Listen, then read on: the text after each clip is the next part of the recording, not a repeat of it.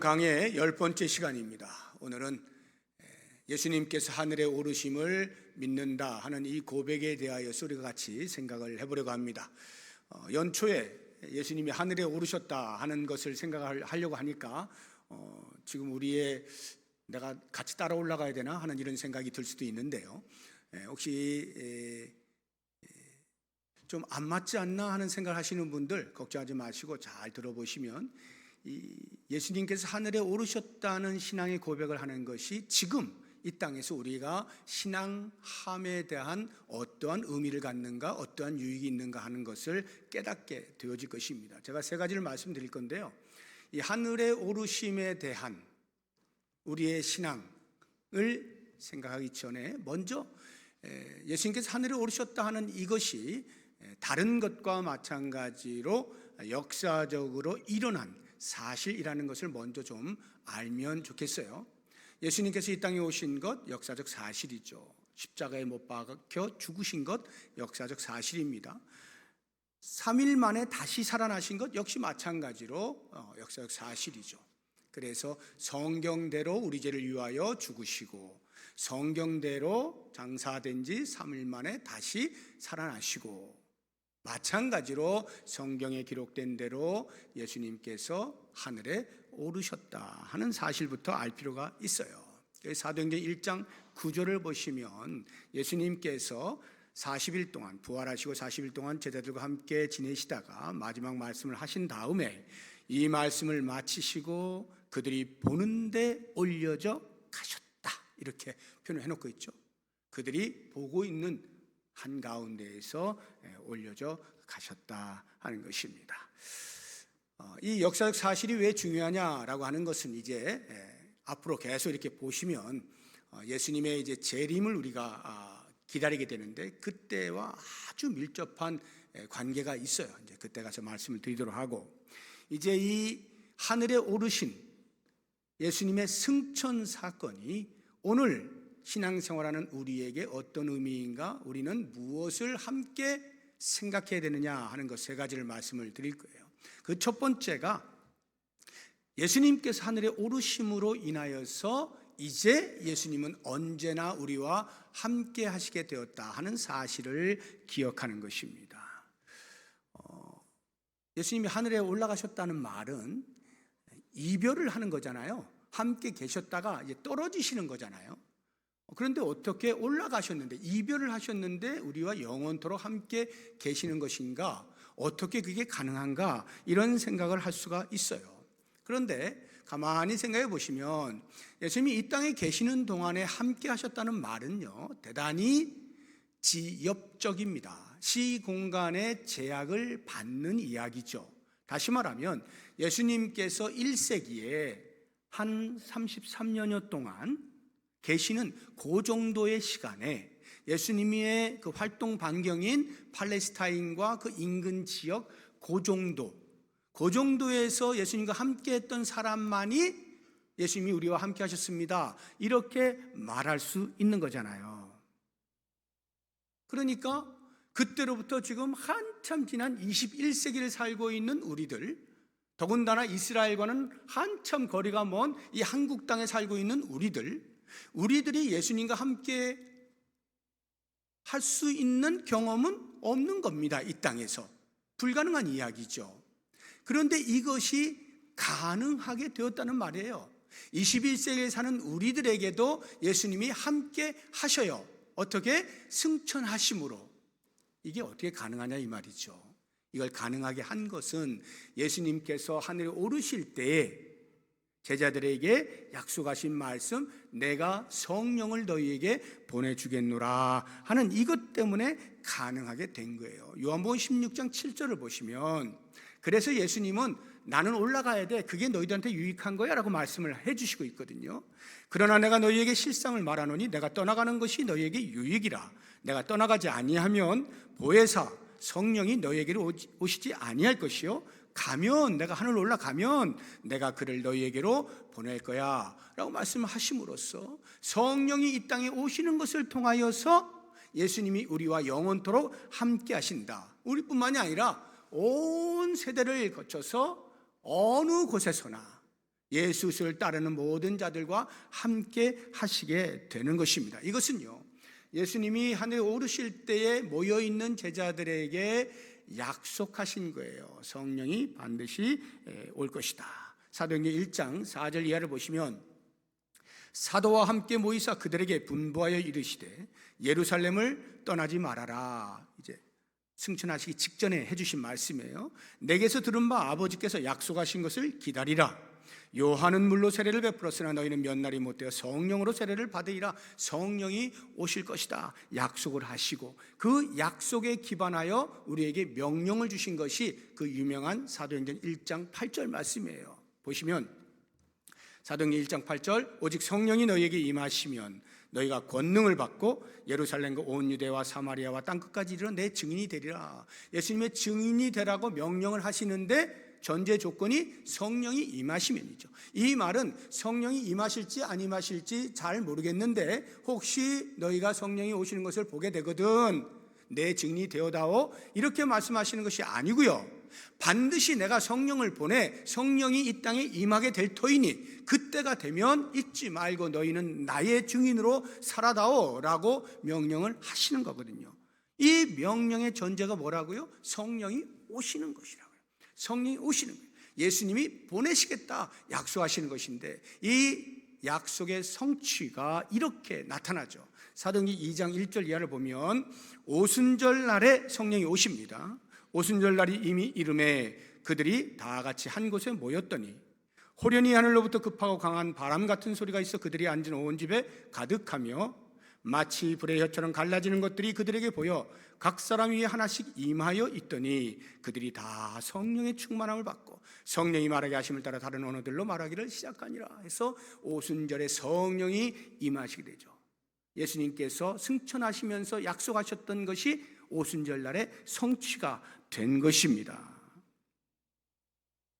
성령의 오심이 곧 예수 그리스도가 우리와 함께 하심과 같은 의미라고 예수님께서 우리에게 말씀하시는 거예요. 그래서 예수님께서 승천하시면서 남아있는 제자들에게 이렇게 말씀하시는 거죠. 마태복음 28장 20절 보시면, 내가 너희에게 분부한 모든 것을 가르쳐 지키게 하라. 볼지어다 내가 세상 끝날까지 너희와 항상 함께 있으리라.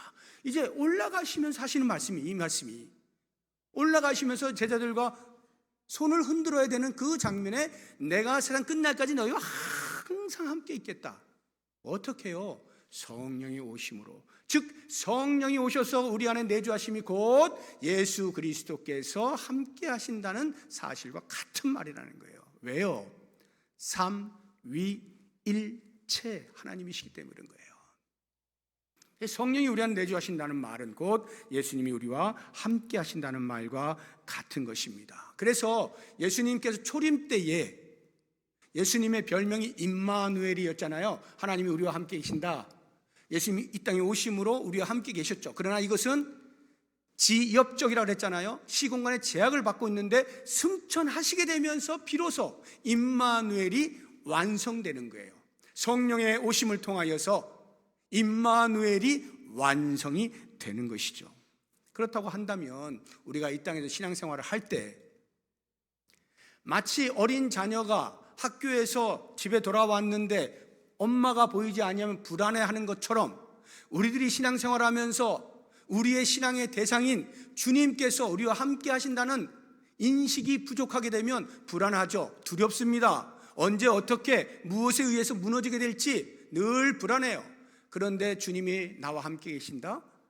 그 인식이 되는 순간 우리는 자신감이 생기는 거죠. 마치 어린 자녀가 부모만 옆에 있으면 세상 무서울 것 없이 당당하게 까불면서 그렇게 지내는 것처럼 말이죠. 우리가 예수님이 나와 함께 하신다는 사실을 아는 순간에 우리는 더 이상 주눅들게 살지 않습니다. 세상에 대하여 당당하게 사는 거예요. 모든 불안과 두려움을 다 떨쳐버리는 거죠. 우리의 인생 살아보신 분들 한결같이 하는 말이 뭡니까? 쉽지 않다는 거잖아요. 삶이 쉽지 않아요. 삶의 무게가 짓눌려요. 굉장히 어렵습니다. 시간이 흐르면 흐를수록 더욱 더 그래요. 이것이 우리의 삶이라고 할 때 그 짓눌려오는 삶의 무게에 눌려서 그냥 주저앉아버리는 인생이 아니고요. 예수 그리스도께서 우리와 함께 하시기 때문에 함께 하시는 주님으로 인하여서 다시금 일어서는 겁니다. 그리고 당당히 천국을 향하여 걸어가는 거예요. 이것이 그리스도의 승천으로 인하여서 우리에게 주는 신앙의 유익인 거예요. 그래서 우리는 하늘에 오르심을 믿습니다 고백할 때마다 그래서 주님이 나와 함께 계시는군요, 이렇게 인식을 하면서 힘을 얻을 수 있어야 되는 거죠. 두 번째로 우리의 신앙의 의미가 되는 것은 하늘에 오르신 주님인데도 불구하고 여전히 우리를 위하여 그곳에서 일하신다는 사실. 보통 우리가 이제 이 땅에서 살고 이제 천국을 가게 되어지면 끝이라는 생각을 하잖아요. 실제 우리 성도들의 삶이 그렇지 않습니까? 이 땅을 사는 동안에 주를 위해서 열심히 살아요. 힘들게 살고 막 애쓰고 살아요. 또 물론 누리는 것도 있겠습니다만 주의 교회를 위해서 열심히 삽니다. 그리고 이제 죽음을 맞이하여서 주님이 나를 부르신다라고 하게 되면 이제는 다 내려놓는 거잖아요. 내려놓고 주님께서 나를 위하여 예배해 놓으신 상을 기다리면서 이제 다 천국에 들어갈 것만 이제 생각하는 거지 다른 거 없잖아요. 그러니까 천국에 들어가면 영원한 안식이 있는 거예요. 다 내려놓는 겁니다. 그럼 예수님께서 이 땅에 오셔서 인류의 구원을 위하여 구속사역을 감당하셨어요. 다 끝나셨습니다. 천국에 올라가시면 끝! 이렇게 돼야 되잖아요. 그런데 예수님께서는 여전히 우리를 위하여 그곳에서도 일을 하고 계시는데 어떤 일인가? 어떤 일? 이 땅에 계실 때 보시게 되면 당연히 복음 사역을 하셨죠. 복음을 전하고 예수 믿으면 구원받는다 하는 사실을 선포하셨어요. 그리고 또 한 가지 중요한 것은 예수님께서 가시는 곳곳마다 그 인생들을 바라보시고 인생들이 죄로 인하여서 억눌리잖아요. 슬픔이 있잖아요. 아픔이 있잖아요. 고통을 겪고 있잖아요. 그것을 인성을 가지신 예수님께서 함께 겪으시고 동정의 마음을 가지시는 거예요. 히브리 기자가 그걸 우리에게 알려주고 있는데 히브리서 4장 15절을 보시게 되면 우리에게 있는 대제사장은 우리의 연약함을 동정하지 못하실 리가 아니요 모든 일에 우리와 똑같이 시험을 받으신 이로되 죄는 없으시니라. 죄 없으신 예수님께서 죄 있는 인간이 죄로 인하여 겪게 되어지는 모든 이 땅의 고통들을 다 겪으시면서 경험하시고 계셨던 거예요. 그 예수님께서 하늘에 올라가셨어요. 그런데 우리는 남아있잖아요. 이 땅에 남아있는 당신의 자녀들 여전히 고통 가운데 있다 이 말이죠. 그랬을 때에 모른 척하지 못하시는 거예요. 나는 천국에 올라와 있지만 나는 이제 내 사역이 끝났지만 쟤네들을 볼 때 아직도 불안해요.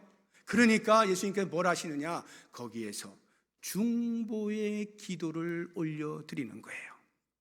우리를 위해서 간구하신다 이 말이에요. 히브리서 7장 25절이 그것을 우리에게 알려주고 있습니다. 그러므로 자기를 힘입어 하나님께 나아가는 자들을 온전히 구원하실 수 있으니 이는 그가 항상 살아계셔서 그들을 위하여 간구하십니다. 우리를 위해서 천국에 올라가셔서도 여전히 간구하신다는 거예요. 어떤 간구를 할까 생각을 해보면 우리가 예수님이 십자가의 은혜를 입어서 죄로부터 구원함을 받은 자들이잖아요. 그렇지만 여전히 아직 남아있는 우리의 옛 성품 죄성이 있기 때문에 때때로 원치 아니하게 죄를 짓는 경우들이 있잖아요. 그러면 우리의 마음이 어떻습니까? 나는 괜찮아. 예수님이 어차피 십자가에서 내 죄를 다 사해 주셨으니까 나는 괜찮아. 이렇게 하는 사람은 아무도 없어요. 전부 마음에 불편함이 있는 거예요. 내가 주님의 은혜로 구원을 받았는데 왜 또 제대로 못 살고 또 이렇게 죄에게 졌을까? 이러면서 불편해하고 하나님 앞에 부끄럽단 말이죠. 그럴 때 우리 예수님께서 우리를 위해서 대언해 주시는 거예요. 요한일서 2장 1절을 보시면 나의 자녀들아 내가 이것을 너에게 쓰면 너희로 죄를 범하지 않게 하려 함이라. 죄 지어도 괜찮다는 말이 아니라 이 말이에요. 만일 혹시 실수로 누가 죄를 범하여도 아버지 앞에서 우리에게 대언자가 있으니 곧 의로우신 예수 그리스도시라. 너무나 부끄러워서 어쩔 줄 몰라 할 때 예수님께서 아버지께 아뢰는다는 거예요. 아버지, 쟤 또 실수했네요. 제 얼굴 봐서 좀 봐주세요. 이 중보의 기도를 하신다는 거예요.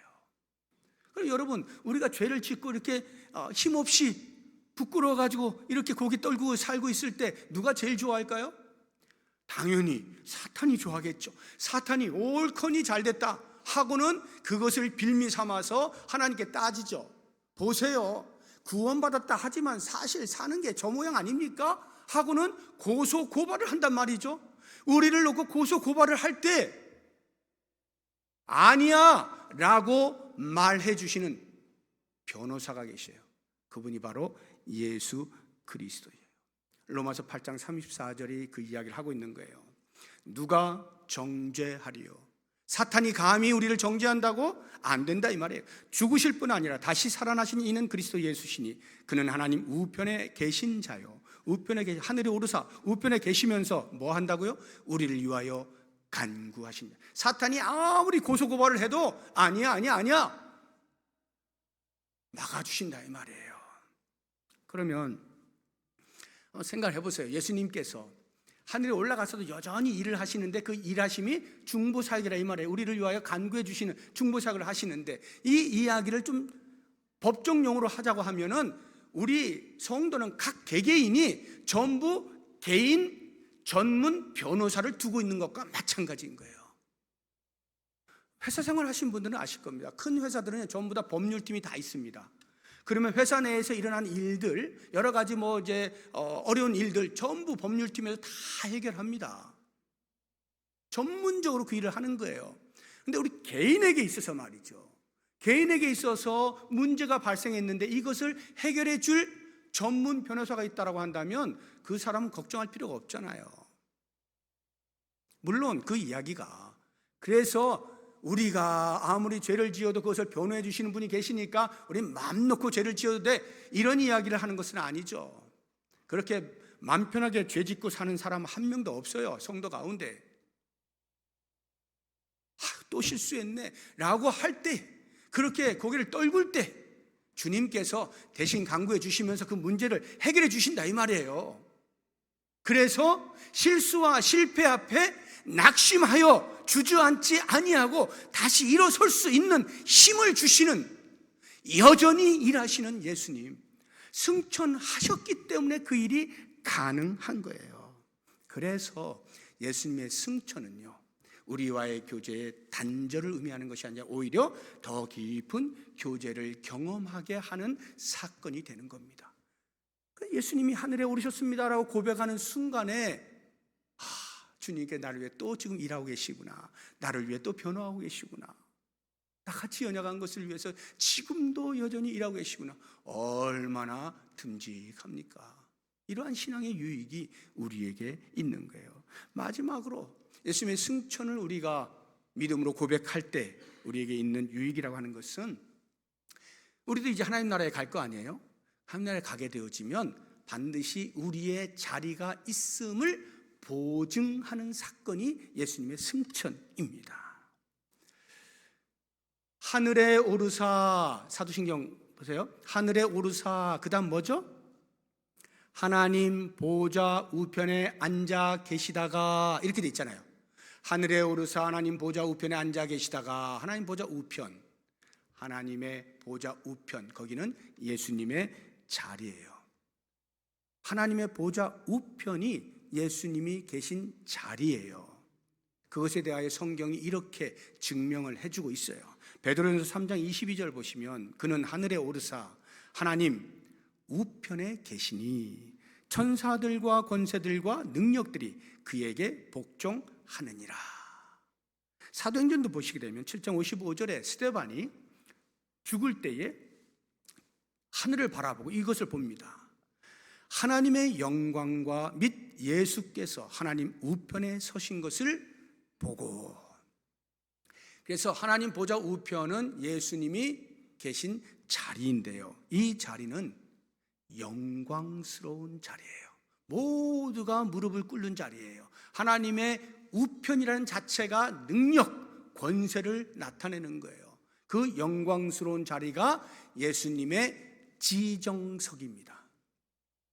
아무도 거기를 탐할 수가 없어요. 오직 예수님만이 하나님 보좌 우편에 계시는 거예요. 그런데 승천하시지 못할 때, 아직 하늘에 오르시지 못하던 이 땅에 계실 동안에 예수님은 어디에 계셨을까요? 복음서에서 이렇게 말씀하셔요. 마태복음 8장 20절에 보면 예수께서 이르시되 당신 스스로 이야기한 겁니다. 여우도 굴이 있고 공중에 새도 거처가 있으되 인자는 머리 둘 곳이 없다 하시더라. 이 땅을 사시는 동안에는 머리 둘 곳이 없었던 예수님께서 하늘에 오르시면서 영광스러운 지정석, 하나님의 보좌 우편을 차지하시게 되었다는 말입니다.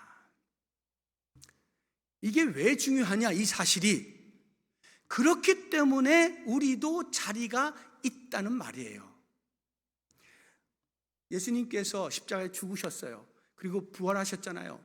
부활하심이 곧 우리에게 모든 이 부활할 자들의 첫 열매로 보증하신 거 아니에요? 예수님이 부활하심으로 그래, 내 안에 있는 모든 너희들도 다 부활할 거야. 그럼 예수님을 따라 부활했어요, 우리가. 그 다음에는 뭐 해요? 예수님이 하늘에 오르신 것처럼 우리도 하늘에 오르는 거예요. 올랐을 때 만약에 우리 자리가 없으면 어떻게 해요? 헤매면 어떻게 해요? 막 서로 차지해야 된다? 이렇게 되면 어떻게 되겠습니까? 혼란스럽겠죠? 그런데 감사하게도 예수님께서 당신의 자리를 차지하고 계시는 것처럼 그 사건이 곧 우리에게도 자리가 있음을 보증한다 하는 말입니다. 그래서 예수님께서 이 땅에 계시는 동안에 제자들에게 야, 나 가는 거 너무 슬퍼하지 마. 내가 가는 거는 다 이유가 있어서야 하고 설명해 주신 내용이 바로 이거예요. 요한복음 14장 2절 이하를 보시면 내 아버지 집에 거할 곳이 많도다. 그렇지 않으면 너희에게 일렀으리라. 내가 너희를 위하여 거처를 예비하러 가노니 가서 너희를 위하여 거처를 예비하면 내가 다시 와서 너희를 내게로 영접하여 나 있는 곳에 너희도 있게 할 거야 하고 예수님께서 십자가에 죽으시고 부활하신 이후에 승천하시게 되면, 천국에 들어가시게 되면 너희들 곧 나를 따라 올 텐데 너희들이 거처할 장소를 다 예비해 놓게, 이 말씀하시는 거예요. 이건 물론 상징적인 표현입니다. 예수님께서 우리가 거할 곳을 예비해 놓으시기 위하여 먼저 가셔서 승천하셨다 이 말이에요. 예수님이 승천하셨기 때문에 우리의 자리가 보장이 되는 거예요. 그럼 우리 자리는 어떤 자리일까요? 저 끝에 어디 이렇게 겨우 이렇게 고개에 겨우 이렇게 들고 있을 그런 자리일까요? 아닙니다. 우리가 그리스도 안에서 온전한 신앙생활을 하며 소망 가운데에서 천국을 들어가게 되잖아요. 우리의 자리가 놀라운 자리입니다. 왕좌가 됩니다. 요한계시록 22장 5절 보시게 되면 다시 밤이 없겠고 천국을 묘사하고 있어요. 등불과 햇빛이 쓸데없으니 이는 주 하나님이 그들에게 비치심이라. 그 다음 보시게 되면 그 천국에서, 이렇게 엄청난 천국에서 우리가 누릴 것, 그들이 세세토록 왕노릇하리로다. 왕노릇이라는 말이 뭐냐면 왕처럼 살 거야 이 말이에요. 왕하면 당장에 머릿속에 들어오는 게 권세 아닙니까? 나쁜 권세 말하는 건 아니죠. 천국이니까. 왕처럼 영광스럽게 권세를 가지고 그렇게 사는데 1년, 2년, 세세토록 영원히 그렇게 살게 될 것이다. 이것이 우리의 자리인 거예요. 그러므로 사랑하는 성도 여러분, 우리가 이 땅을 사는 동안에 이미 앞서 말씀드린 것처럼 삶이 녹록지가 않잖아요. 힘든 일들이 많이 있잖아요. 눈물 나고 고통스럽고 계속해서 어둠과 같은 터널만 계속 들어가고 나올 줄 모르는 이러한 삶에 처해 있는 성도들이 적지 않아요. 그럴 때 이 고백을 통하여서 힘을 얻으시라고요. 어떤 힘이요? 잠깐이다. 내가 갈 곳은 저 천국이다 하는 이 사실로 인하여 힘을 내시라 이 말이에요. 이 땅은 나그네의 삶이고 여행자의 삶이에요. 잠시 있다 가는 것이에요. 요즘은 여행을 할 때도 호텔들이 잘 있어가지고 여행을 다 편하게 합니다만, 저 어렸을 때만 해도 여행 간다 하면요, 전부 텐트, 이불 다 어깨에 짊어지고 이 머리끝에서부터 발끝까지 이렇게 배낭 큰 거 짊어지고 그러고 다녔습니다. 그리고 며칠 이렇게 해서 어디 가서 텐트 치고 거기서 자고 이렇게 버너 가지고 가서 커플에다가 밥 해 먹고 뭐 이렇게 여행을 다녔거든요. 고생스럽죠. 텐트에 자는 게 쉽습니까? 집에서 침대 위에 자는 게 쉽습니까? 당연하죠. 여행길은 고통스러워요. 어려워요. 힘들어요. 그렇지만 한 번도 여행을 다니면서 힘들어 불편해 이래 본 적이 없어요. 왜? 원래 여행이 그런 거니까요. 그리고 그거 끝나고 나면 집에 가니까요. 편히 쉬는 자리가 있거든요. 보장돼 있거든요. 그러니까 뭐 잠깐 그 하는 건 아무 문제가 안 되는 거예요. 이 땅을 사는 것이 우리에게 나그네와 같고 여행을 하는 것과 같다라고 할 때 설령 우리가 이 땅에서 고통 가운데에서 신음하며 산다 할지라도 그게 끝이 아니요, 그보다 비교할 수 없는 영원한 삶 속에서 왕노릇하며 사는 자리가 우리가 보장되어 있단 말이에요. 예수의 승천을 통하여서 우리가 그걸 확신하게 된다는 거죠. 그랬을 때에 견디게 되는 거죠. 버틸 수가 있는 거예요. 소망 가운데서 끝까지 달려갈 수가 있는 거예요. 물론 그 반대도 생각해야 돼요. 가끔 많은 분들은 아닌데 몇 분들은 이 땅에서의 삶이 좋은 분들도 계셔요. 먹고 살만하고 뭐 불편한 게 없고 좋은 일들이 많이 일어나고 누가 봐도 부러워할 만한 그런 삶을 사는 분들도 계십니다. 그렇다고 해서요, 이 땅에서 천년 만년 살 거라 착각하시면 안 됩니다. 그래서 여기에서 내가 누릴 거 다 누리며 살아야지, 바보 같은 생각이에요. 우리는 갈 곳이 있는 사람이에요. 종착지가 여기가 아니에요.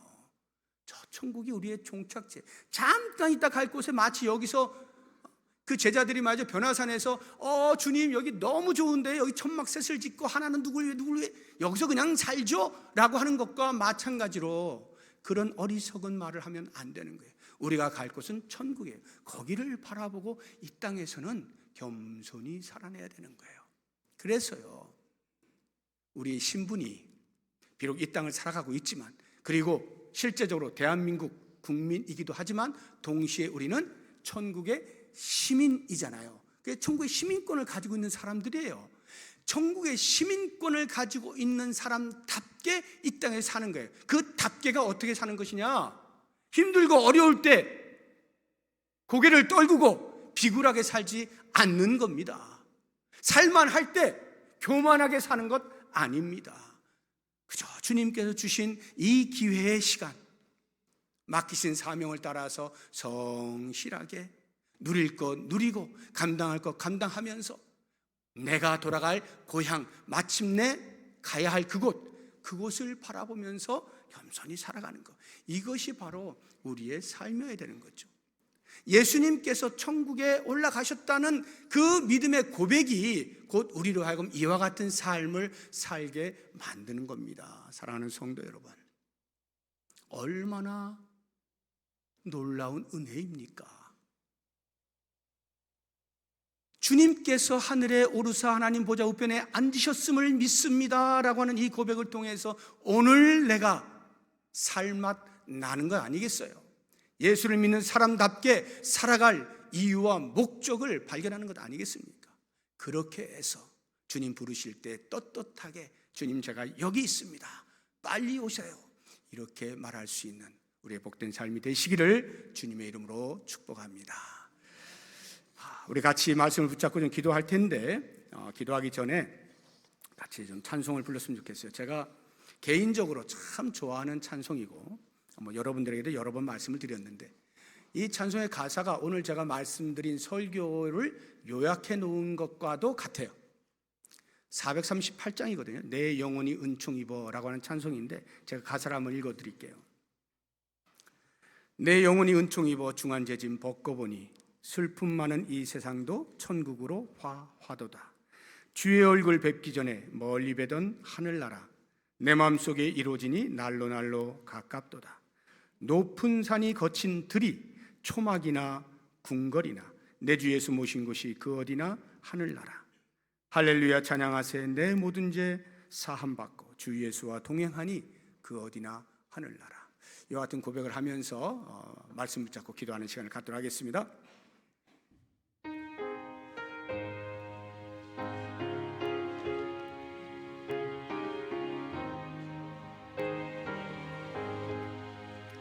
내 영혼이 은총이 보중한 죄짐 벗고보니 슬픔 많은 이 세상도 천국으로 와도다. 할렐루야 찬양하세.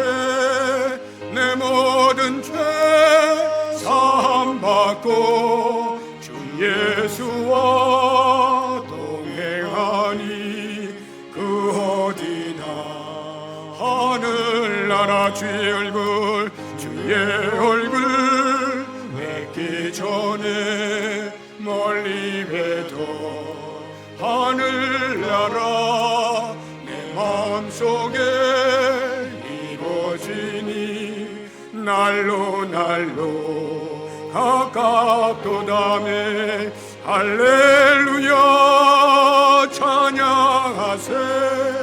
내 모든 죄 사함받고 주 예수와 동행하니 그 어디나 하늘나라 높은 산이 거친 들이 조막이나 궁궐이나 내 주 예수 모신 곳이 그 어디나 하늘나라.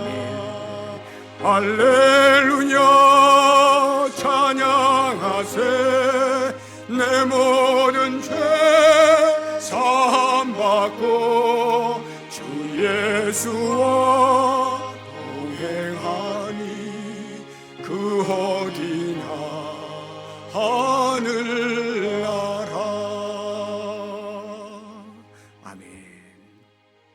제가 몇 가지 기도 제목을 드릴 때 말씀을 생각하시면서 함께 기도하겠습니다. 먼저 함께 하시는 주님이 계십니다. 그 주님을 의지하고 이 땅에서의 모든 두려움 다 이겨 내게 하여 주옵소서. 여전히 우리를 위하여 일하시는 주님이 계심을 잊지 않게 하여 주옵소서. 우리는 천국 시민입니다. 천국의 시민임을 기억하고 이 땅에서 비굴하지도 않고 교만하지도 않고 오직 당당함으로 살아가게 하여 주옵소서. 이와 같은 기도 제목을 가지고 우리 다 같이 한 목소리로 통성으로 기도하겠습니다. 하나님 아버지 감사합니다. 예수 그리스도께서 하늘에 오르심을 믿는 신앙의 고백을 통하여서 우리가 이 땅을 사는 동안 무엇을 생각할 수 있고 우리의 신앙함에 어떤 의미를 갖는지를 묵상할 수 있게 해주신 것을 감사합니다. 아버지 원합니다. 언제까지나 우리와 동행하시고 함께 하시는 주님이 계신 것을 인하여 감사합니다. 내 마음속에 있는 어떠한 불안과 두려움도 다 물리쳐 주시고 오직 함께 하신 주님으로 인하여 힘있게 살아갈 수 있는 우리의 삶이 되게 하여 주시옵소서. 하늘에 오르셨어도 여전히 우리를 위하여 기도하시는 주님이 계시는 것을 잊지 않게 하여 주옵소서. 우리가 죄로 인하여서 혹이나 범죄하는 일로 마음에 주눅이 들어있을 때에도 여전히 우리를 위하여 중보하시는 주님으로 인하여서 다시 한번 일어서서 전승을 향해 걸어갈 수 있도록 도와주시옵소서. 아버지, 우리가 이 땅을 사는 동안 이곳에서 끝나는 것이 아니에요. 주님이 계시는 저 하늘나라에 반드시 들어가는 것을 잊지 않게 하여 주시므로 때로 우리가 힘들고 어렵고 고통 가운데 있을 때에 주저앉지 않게 하여 주시고 신음하지 않게 하여 주시고 혹시 우리가 이 땅에서 살만할 때에 교만하지 않게 하여 주시고 오직 천국의 시민으로서 마땅한 삶을 살아낼 수 있도록 도와주옵소서. 전혀 비굴하지도 않고 교만하지도 않으며 겸손함으로 주님께 주신 사명을 감당하면서 믿음으로 잘 살아낼 수 있는 우리 모든 성도들이 되게 하여 주시옵소서. 주님의 이름으로 기도합니다. 아멘. 하나님 아버지 감사합니다. 주님께서 하늘에 오르심을 믿는 신앙의 고백을 통하여 우리의 삶에 어떠한 유익이 있는지 말씀을 통하여 묵상할 수 있게 해주신 것 감사합니다. 원하옵나니 주의 함께 하심을 잊지 아니하고 혹이라도 죄 가운데 넘어져 신음할 때에 실망치 아니하고 주의 중보하시는 은혜를 기억하고 다시금 일어서서 주님께서 예배해 놓으신 저 천국의 영광스러운 자리를 바라보면서 오늘 이 땅에서 비굴하지 않고 교만하지 않고 겸손히 주의 사명 잘 감당하는 천국의 시민으로 살아가게 하여 주시옵소서. 예수님의 이름으로 기도드립니다. 아멘.